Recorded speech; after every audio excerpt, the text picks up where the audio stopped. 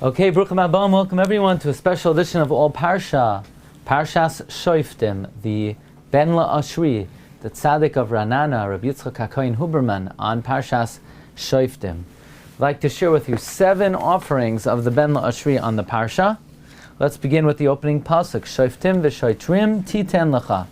Rashi Tevos. Shoftim v'shoitrim titen lecha shoisel. To plant. This alludes to that which the Gemara says in Sanhedrin on Daf Zayin Amud Beis, that anyone who sets up a improper dayan, ki'ilu noitea ashera b'Yisrael, it's like planting a ashera tree, an avodah zarah tree.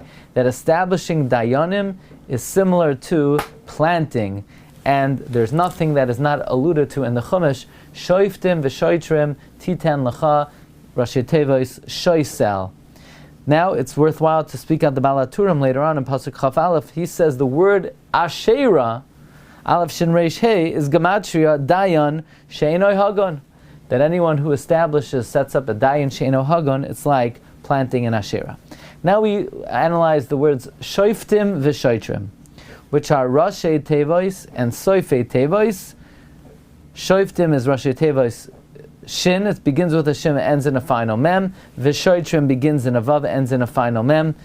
Gematria 386. Gematria, David ben Yishai, 386. What's the connection between Shoftim v'shoitrim and David ben Yishai? Says the Ben La'ashri, because in this month, the month of Elul, when we read Parsha Shoftim, we always say, LeDavid Hashem Oiri v'Yishi. Okay, now we have an amazing offering of the Ben La'ashri. Shoftim v'shoitrim titen lecha. Why lecha? The word lecha seems to be extra. It should say Shoftim v'shoitrim titen.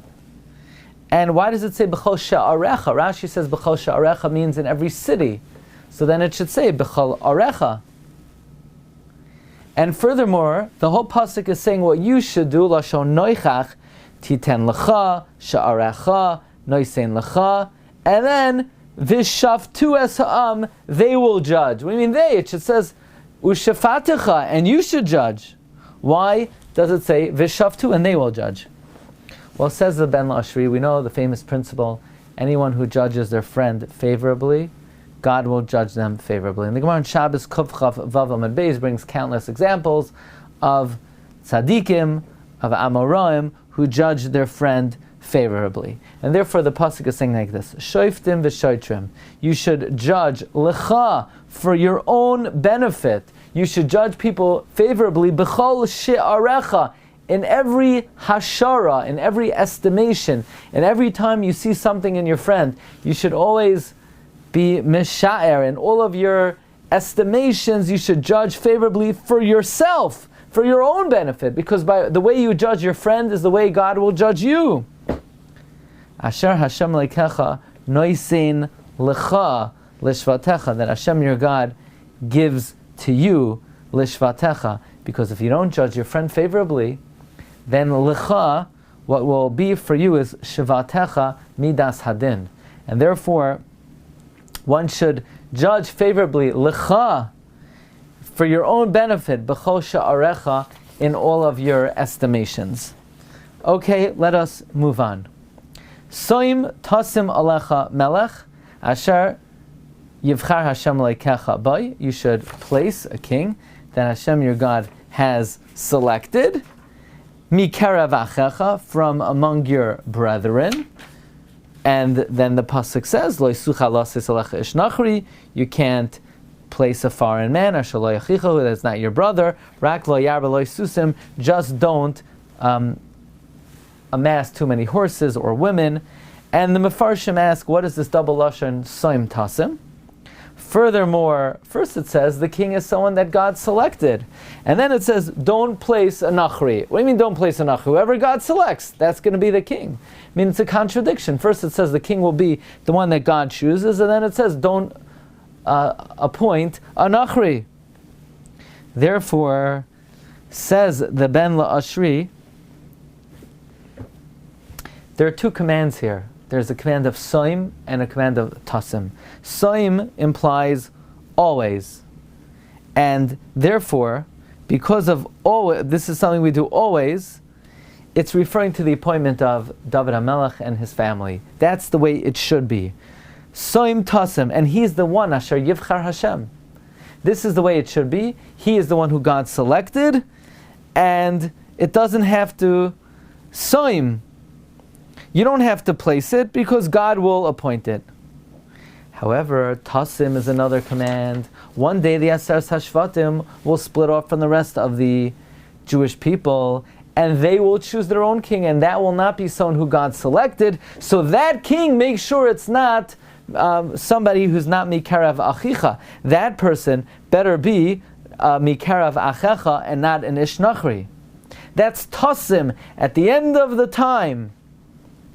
Now, this will answer an amazing question. This will be a wondrous approach to answer the following question. That Shlomo HaMelech said, even though the Torah says that you should lo yarbe lo nashim, don't increase too many wives, so they don't turn your heart away. Shlomo says, I will marry more wives, and they will not turn my heart away. So why didn't anybody stop him? Why didn't the Sanhedrin stop him? Says the Ben Lashri, it could be, there are two commands over here. There's the mitzvah of Soim. The mitzvah of Soim applies to Malchus Beis David, and Tasim applies to later kings. And the command, don't appoint a foreigner, is only in reference to the Aseres HaShvatim, because obviously in terms of the command of appointing the Malchus Beis David, you can't appoint anyone who God has not selected. Namely, God chooses from the Malchus Beis David. And then you could then make the following argument, that the mitzvah of lo yarbe lo susim, lo yarbe lo noshim, lo yarbe lo kesef, that was never given to the Malchus Beis David, because since God selected them, they have the insurance policy and they are protected with siyata d'shmaya. It's only the kings who God did not select. God said, look, one day there's going to be a cessation from the rest of the body of the Jewish people, and I will not appoint those kings, and those kings better watch out. Shelo yarbe lo noshim, shelo yarbe lo susim, and shelo yarbe lo kesef. And this explains how Shlomo HaMelech had the ability to marry, so to speak, to marry more women than the Torah allowed, because he felt that that command was only applicable to the mitzvah of Tasim, not to the mitzvah of Soim. Offering number 5. V'kasav loy es mishnei haTorah hazois al sefer milifnei hakohanim halavim. You should write for him this Mishnah haTorah in a book from before the Kohanim, the Leviim. Now, if the king is going to write Mishnah Torah, so then it should just say the Kasav es Mishnah HaTorah Hazois, and period. What does it mean? Milafnei HaKayanim Halavim. These 3 words, Milafnei HaKayanim Halavim, seem to be extra and extraneous, and therefore, says the Ben Lashri, maybe it's a remez that someone who's Mechadesh Torah and he writes a sefer, he needs to seek out the haskama of the Gedolei Hadar. And therefore it's saying, because of Lois Mishnei HaTorah, make sure it's Milafnei HaKayanim Halaviyim, make sure you get a haskama from the tzaddikim and the chachamim. However, according to the Targum that adds Mishnah refers to teaching, Shenan, the Targum says. So then the remez would be that a haskama is only needed when you're writing Chidushei Torah and Populim that could have a ramification halacha lamaisa. But if it's something that is not relevant halacha lamaisa, but it's only drush, then perhaps one would not need to get a haskama. Now we go on to Parak Yud Zayin Pasuk Chaf. Levilti rum levavai me'achav leman yarich yamim al mamlachtoi. It's talking about this way the king will have a long reign. Lo yia la kayanim halaviyim. It should not be for the kayanim and the leviyim. Says the Ben Lashri, the juxtaposition of lo yia la kayanim halaviyim to laman yarech yamim amam lachtoi. It's coming to be merames to the malchus b'nei chashmonai, that they will not have a long reign, because only from the malchus of Yehuda will it be yarech yamim amam lachtoi, but not lo yia la kayanim halaviyim. In fact, perhaps that's why right before Lo Yia LaKohanim, says the Ben Lashri, it says Hu Ubanav. That is a remez to Matisyahu Ubanav, who in fact will reign. And then this is an amazing offering. Perek Yud Ches, Pasuk Yud Ches, Navi akim lahem, a prophet I will establish for them, mikerav achehem kamoicha, from among their brothers like you, v'nasati devarai befiv, I will put my word in his mouth. Now if you look in the Targum Onkelos says, on the words, I will put my word in his mouth, ve'etein pisgame nevuasi bupume, I will place my word of prophecy in his mouth. Why did the Targum have to add the word nevuasi? He should just say, I will place my word in his mouth. It's referring to nevuah, but none of these three words, vinasati means I will place, and the Targum translates that as ve'etein. Devarai is translated as pisgame. Befiv is translated as bepume. But where does the word nevuase come in? Moreover, in the next pasuk where it says, and it will be the man that doesn't listen to my words, that speaks in my name, the Targum says, Dimalel b'shmi, that speaks in my name. He doesn't add the word nevuah. Says the Ben Lashri an amazing thing. We know Chazal tell us on Parshas Matos, on the word Zeh Hadavar, that Moshe prophesied with the word Zeh, and the other prophets prophesied with the word Kai. Because Moshe Rabbeinu's prophecy was on the Madrega of Shechina Medaberas Mitoch Groinoi. The divine presence spoke from his voice box. Well, if the divine presence spoke from his voice box, and no other prophet's voice box, then these words, Vinasati Devarai Befiv, I will place my words in his mouth, one mistakenly may interpret that to mean that God will put words into the voice box of the Navi. Therefore the Targum went out of his way to translate Devarai Befiv means not just my word of prophecy, because this is just regular prophecy, and this is not actually coming from the voice box of God speaking from the voice box of the Navi.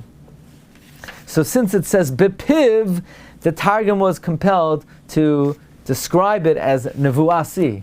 However, in the next pasuk, where it doesn't mention the word piv, and there's no reference to God speaking out of anyone's voice box, it was not necessary for the Targum to clarify that it's referring to prophecy. Okay, these are 7 beautiful offerings of the Ben La'ashri. I want to wish everybody a wonderful rest of the week, and Shabbos Parshas Shoftim Haba Aleinu L'Tova.